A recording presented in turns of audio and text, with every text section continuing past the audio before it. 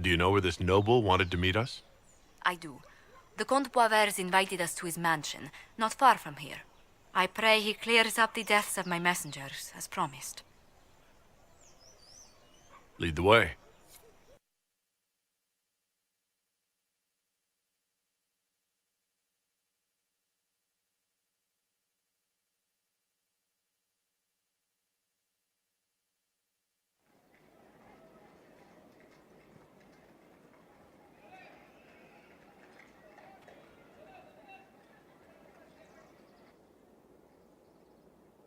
Welcome, my friend.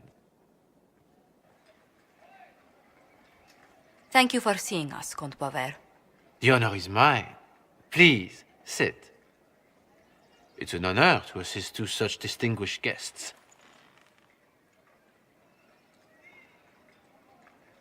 We appreciate your help, Comte. The death of Lady Montily's servants must weigh heavily on you. Have you heard of the House of Repose? The Assassin's League? My contacts obtained a copy of a document in the archives. Contract for life.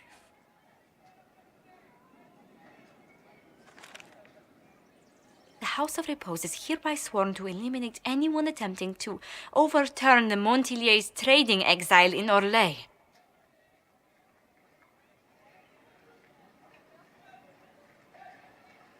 They're not just after your messengers, Josephine.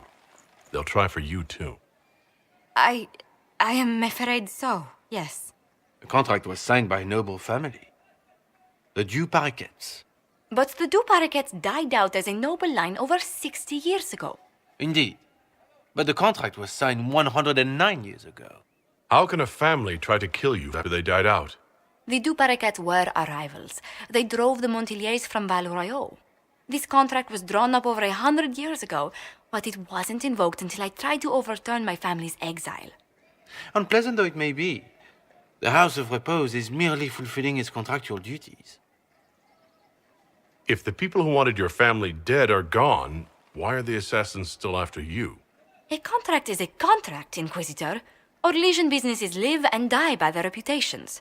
The entire guild's welfare would be endangered if an agreement was tossed aside on a whim of time or fate.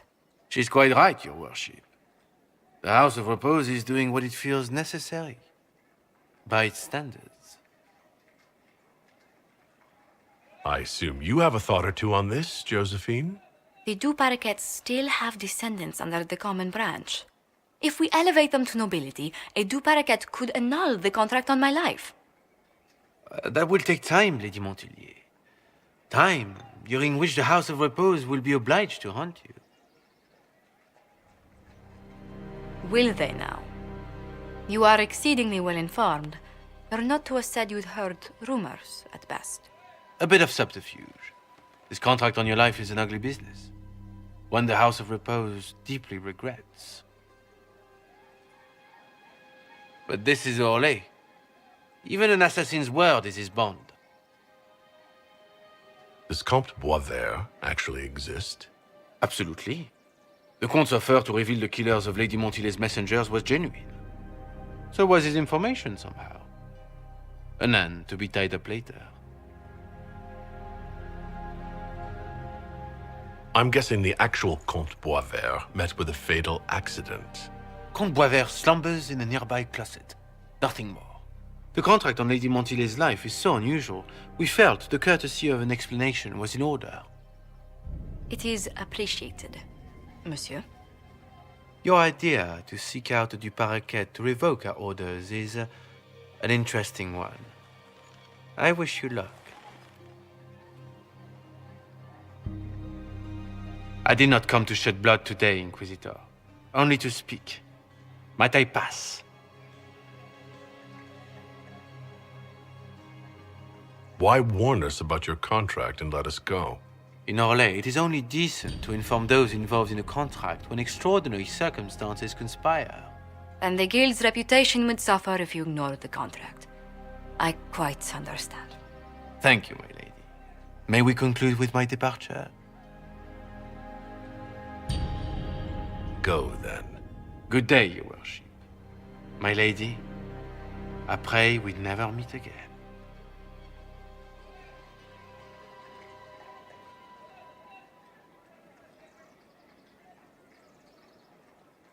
Well, I didn't think our meeting would end like this. We'll deal with these assassins. I have some thoughts. Let's discuss them back at Skyhold. I'll feel safer with the castle's walls around me. Do you hear something? Oh, goodness. Comte Poivert, is that you? Oh, the lock's been broken off. We'll find a saw. I realize the cabinet is quite valuable, Comte, but surely... A locksmith, then? As you wish.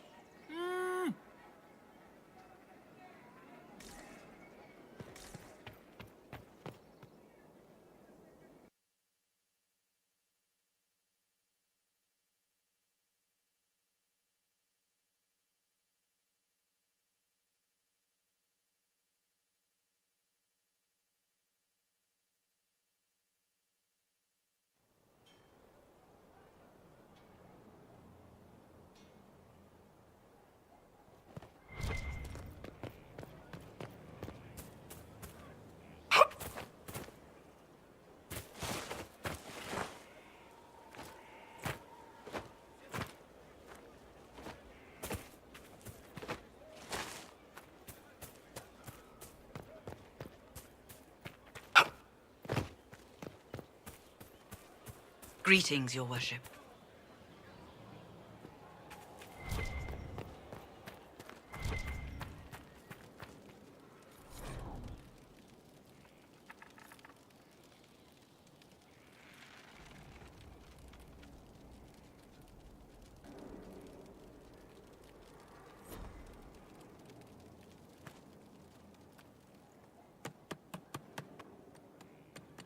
This is just... It's something to keep their hands busy. I'm grateful you tracked me down when you did. As exciting as wandering the woodlands was, this is better. It's good to be part of something so important. Something that could change things.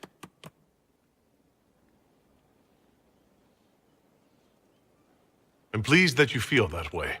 Makes me sound like a Chantry sister, doesn't it? Some giddy new initiate. But so be it. I suppose you've earned my loyalty. And girlish enthusiasm. You are who you choose to follow. Someone told me that once. Took me years to understand what he meant.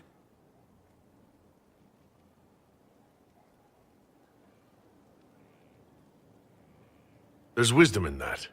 It was a chevalier who said those words to me. A powerful man, but never without honor. A true knight. We met as competitors in the Grand Tourney. He left me with that advice before we parted. Put aside his own ambitions to help me win the melee. I don't think I even thanked him. What is this grand tourney? You've never heard of it? The Grand Tourney of the Free Marches. It's a spectacle. Song, dance, wine, every amusement you can imagine. But the greatest part is the contest of arms. Prove yourself in the Grand Tourney, and you can make your fortune. How did he help you? There were 100 men on the field, each one fighting for himself. The knight and I had forged an alliance. It was just the two of us, and we took all comers. The goal, down as many opponents as possible. He always let me deliver the final blow.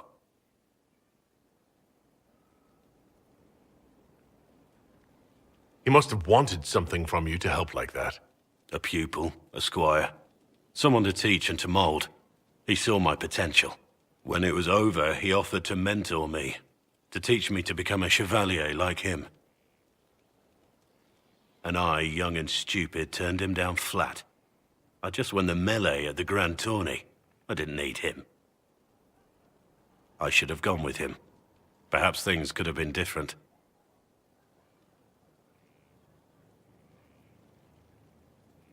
Different doesn't always mean better.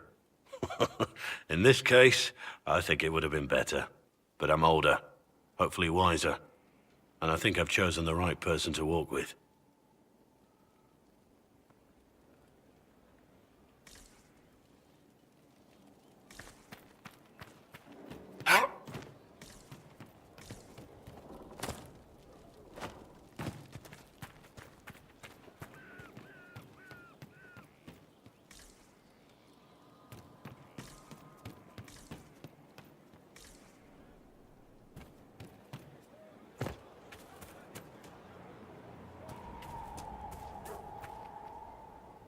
Our mounts have never had better.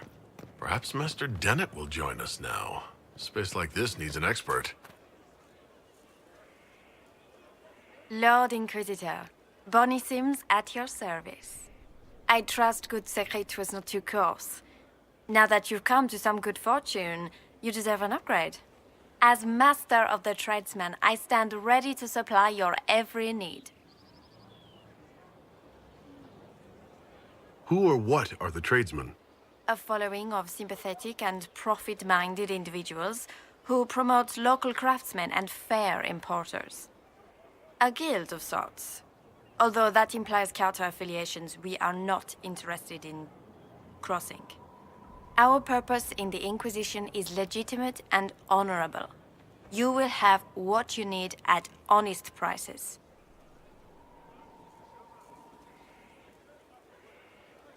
It's a shame Segret didn't survive Haven. It is, but one must continue. That's it? He was a shrewd man, but he was none too pleasant. It was time arrangements were made. I shall make every effort to prove that this is an upgrade. Why are you a mere merchant if you are the master of this group? I wish to avoid the suggestion that I am a posturing commander atop a structure of malcontents. It is better to remain active, hands-on. Do you not agree, Inquisitor?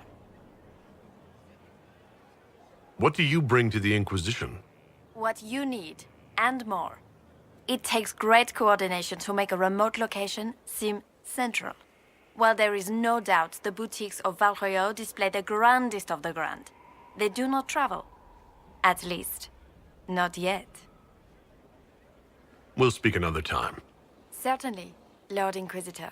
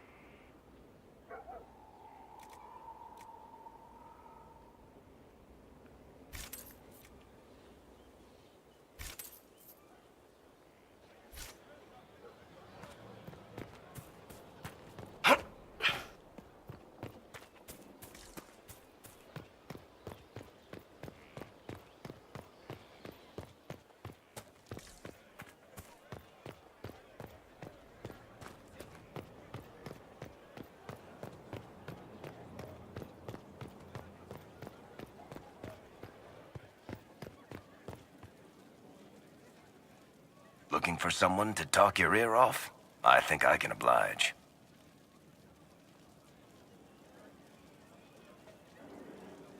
The red lyrium we found at the temple seemed to upset you. My brother Bartrand and I sort of discovered red lyrium during an expedition in the Deep Roads. We located an ancient thaig, so old it barely looked dwarven. There was this idol there made of it. Bartrand brought it back to the surface, and, well, everything's gone downhill from there.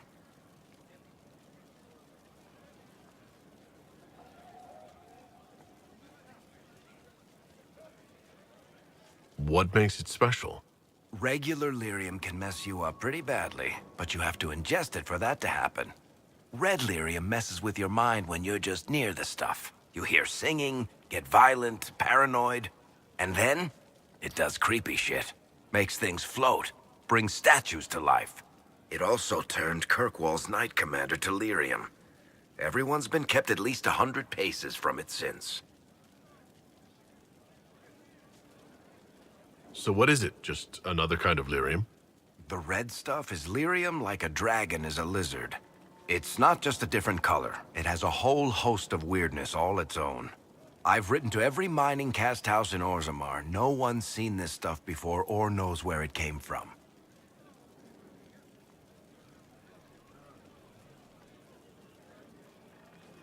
I've seen it infect people like a disease and turn them to lyrium.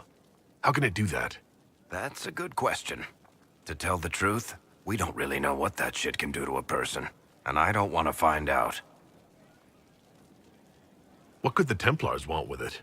In Kirkwall, just having the lyrium idol made Knight Commander Meredith impossibly strong.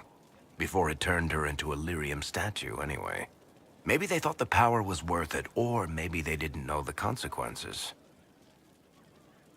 I think that's enough on red lyrium.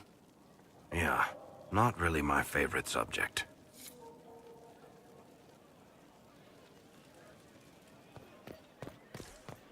Inquisitor?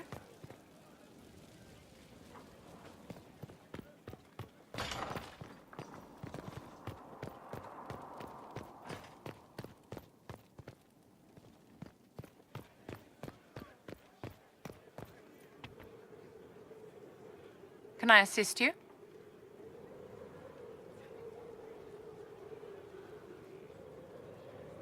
I wanted to ask you about the Circle of Magi. Of course. What do you wish to know?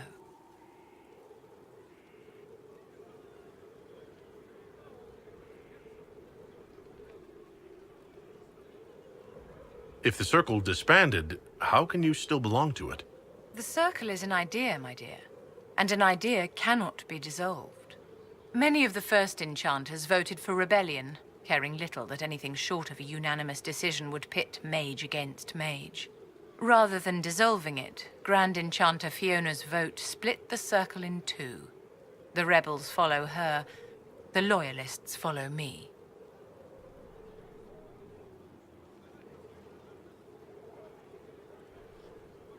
If you lead all the Loyalists, why are you only First Enchanter and not Grand Enchanter? Grand Enchanters are elected, and since there are no First Enchanters besides myself, no vote can be held. I could name myself Grand Enchanter, but the title holds no meaning now. When the circles are restored, that will change.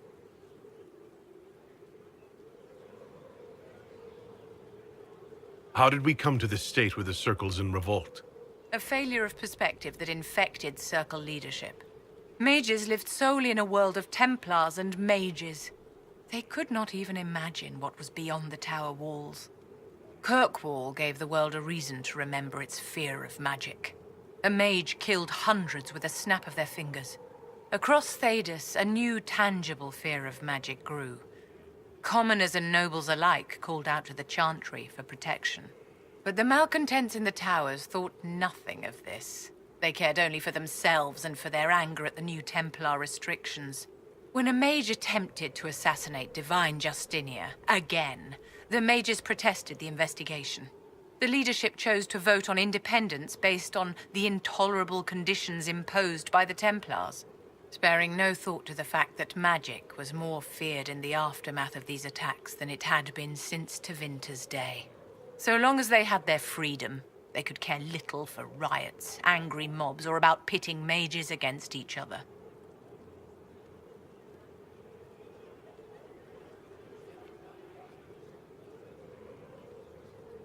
Did they have cause to rebel? In the aftermath of their terrorist attacks? Was that really the most opportune time to break away? By all means, protest abuses by the Templars. Just don't do it in a way that says mages support wholesale murder. By voting when they did, my colleagues all but declared war upon the ordinary people of Thedas. A war in which we are outnumbered 100 to 1.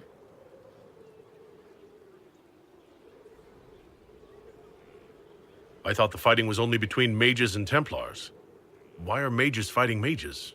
The vote for independence was carried by only a small margin, but Fiona chose to let the motion stand. Those who opposed a rash declaration of war against the entire free world had little choice. By breaking from the Chantry when they did, the rebels declared themselves in support of mass murder. Anyone who did not wish to support terrorism and the slaughter of innocents was forced to take arms against the rebels. Are you familiar with Grand Enchanter Fiona? We've met. Before her horrendously ill-timed and selfish vote for independence, I thought her adequate at her job. In her dotage, she could not handle looking after the well-being of so many people. We would have done better to replace her years ago, to let her spend time gardening.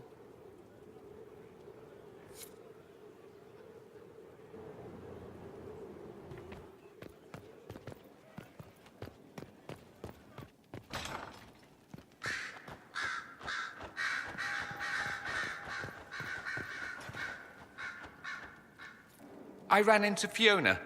Seems you have Alexius serving the mages. There's some justice in that after what he did to them. Maybe one day he'll realize it.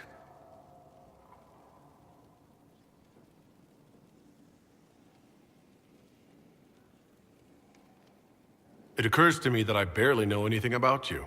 Beyond my being a mage from Tevinter, you mean? Beyond that, yes. And beyond my being so charming and well-dressed, which is obvious to anyone.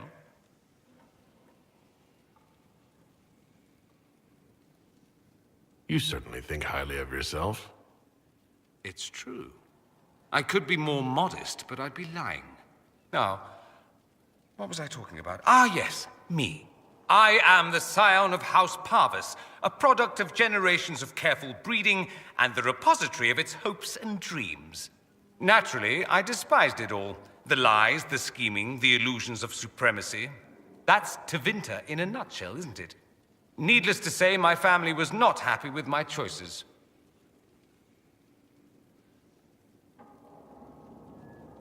What did you mean by generations of careful breeding? The great families of Tevinter don't have children. They refine traits, weed out the undesirable, and promote the rest. My mother was chosen for my father because magic runs strongly in her blood. Never mind that they loathed each other. They wanted a son who could become Archon to make House Parvis the envy of the Imperium. They got me. A cautionary tale that you should be careful what you wish for.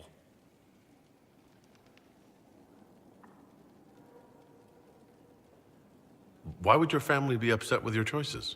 Because I rejected their idyllic plan. If they had their way, by now I'd be married to some unlucky girl from a powerful family. We'd live in luxurious despair, despising each other as I waited to take my father's place in the magisterium. I declined the honor, and thus it's best I'm far from home. Less of an embarrassment that way, you see. I'm getting the impression you don't care much for your homeland. On the contrary, I care for my homeland a great deal. There's so much potential. Sadly, we squander it. We refuse to acknowledge how far we've fallen because pretending is easier. We pretend the Qunari can be beaten. We pretend that we're superior to everyone, even our own people. Not everyone feels that way. I don't.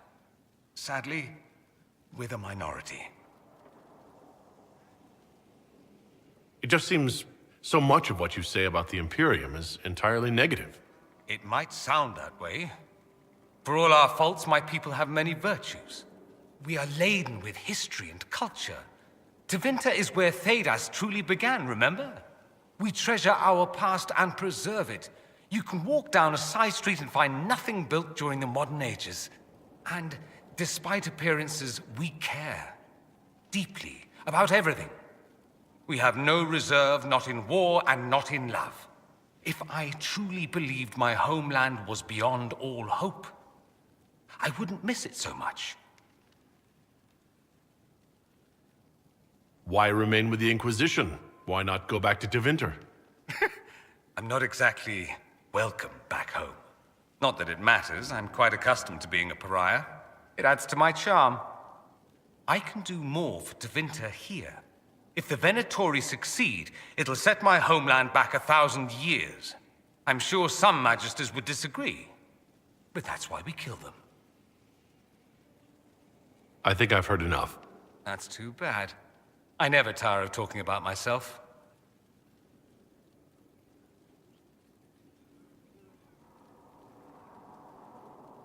Dorian, there's a letter you need to see. A letter? Is it a naughty letter? A humorous proposal from some Antivan dowager? Not quite. It's from your father. From my father. I see. And what does Magister Hallward want, pray tell? A meeting.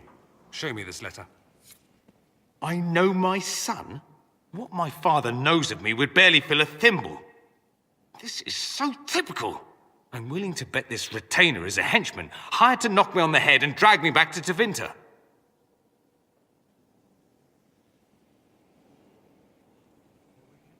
You think your father would actually do that? No, although I wouldn't put it past him. Let's go. Let's meet this so-called family retainer. If it's a trap, we escape and kill everyone. You're good at that. If it's not, I send the man back to my father with a message that he can stick his alarm in his wit's end. There seems to be bad blood between you and your family. Interesting turn of phrase. But you're correct. They don't care for my choices, nor I for theirs. Because you wouldn't get married? Because you left? That too.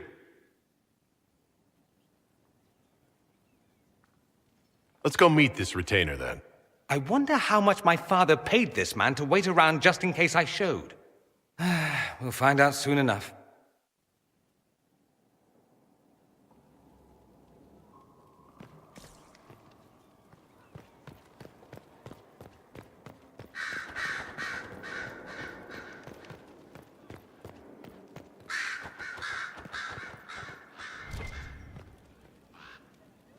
Yes?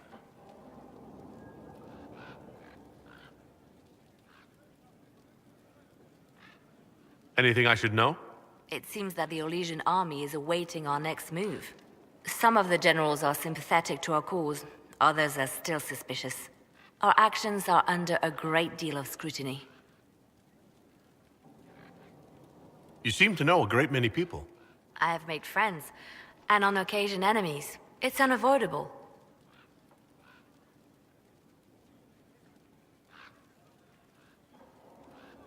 You have a history with the warden who ended the Blight, don't you? I count him among my closest friends. I still write to him for advice when I can. He hasn't replied to my letters in some time. I try not to worry about it. He can take care of himself. They say you spent some time in Lothering. Did you know the champion? We spoke a few times.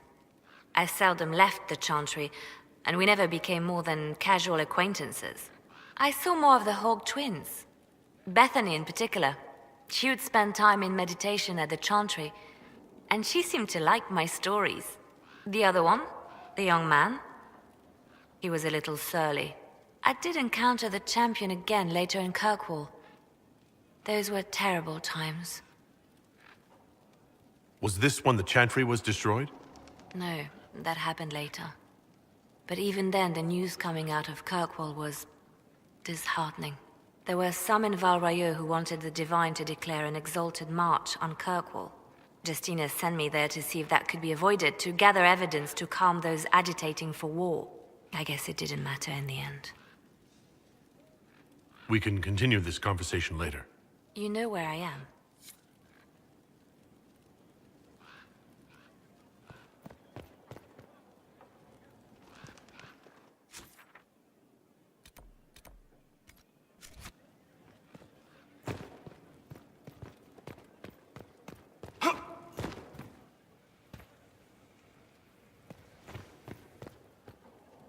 Sleep well?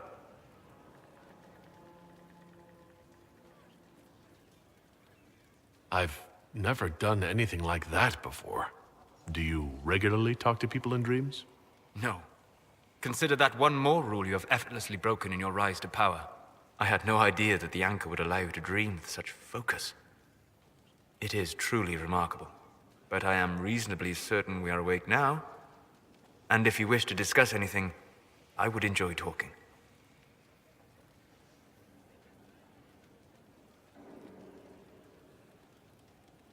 I need to know more about Corypheus. You shamed him when you destroyed Haven. It spoiled his glorious victory. It would be worse to acknowledge that you had done so. He must continue on his course or show weakness. He will return to his plans to throw Olay into chaos, and then conquer it for Devinter. I'd like to hear more about what you saw in your exploration of the Fade. I would be happy to share it with you.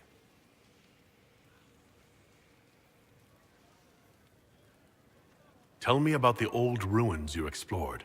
I found the ruin of Barandur, a lost Devinter city buried deep beneath a dead and barren wasteland. Volcanic ash had sealed it tight. In one dark moment, every living creature in the city seared and smothered. They were statues in the ashes, like a mold made to recall the lost. Tell me about a spirit you encountered. I met a friendly spirit who observed the dreams of village girls as love first blossomed in their adolescence. With subtlety, she steered them all to village boys with gentle hearts, who would return their love with gentle kindness. The matchmaker, so I called her. That small village never knew its luck. Tell me about the old memories you found in the Fade. I saw a savage human horde go marching toward the battlefront. They sang a soldier's hymn to keep formation. The primal music shook the ground. These savage, unwashed warriors carried harmonies no chantry choir has mastered. Though their cause was all but hopeless, they sang songs that made the spirits weep. We'll talk later. Goodbye.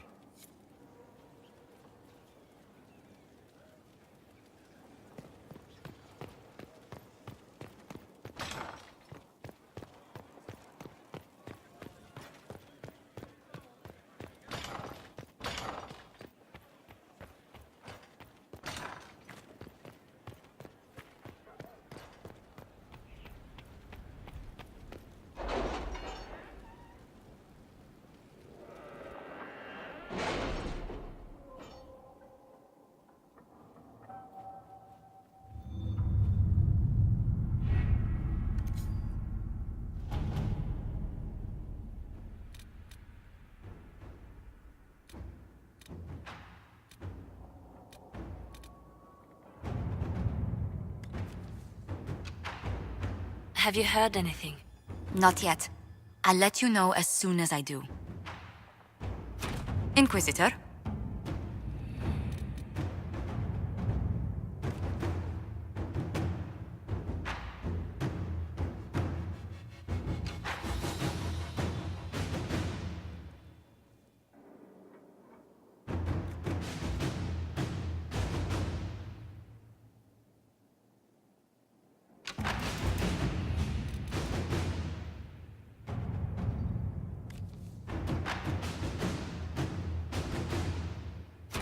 Inquisitor.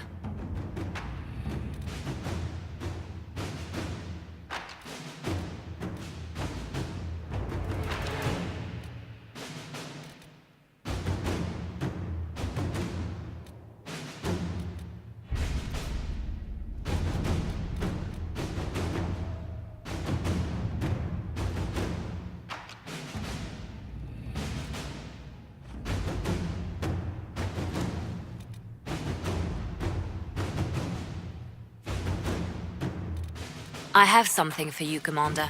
The soldiers the Herald rescued from the Fallermire arrived an hour ago. Thank the Maker. We need good news.